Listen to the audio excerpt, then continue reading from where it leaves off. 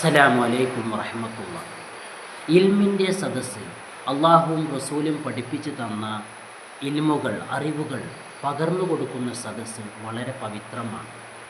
അതുകൊണ്ട് തന്നെ ആ സദസ്സിനെ നിന്ദിക്കൽ, ആ സദസ്സിനെ നിന്ദിക്കുന്ന വാക്കുകൾ പറയൽ വളരെ മോശമായ ഒരു കാര്യമാണ്.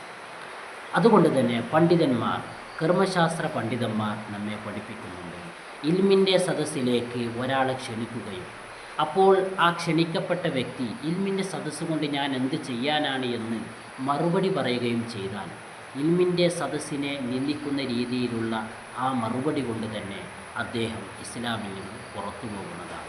അദ്ദേഹത്തിൻ്റെ ആ വാക്കുകൊണ്ട് ഇസ്ലാമിൽ നിന്ന് അദ്ദേഹം പുറത്തു പോകുന്നതാണ്.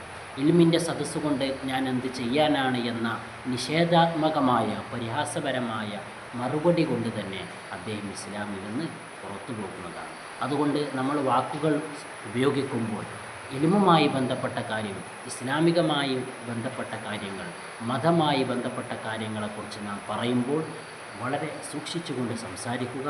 അസ്സലാമു അലൈക്കും.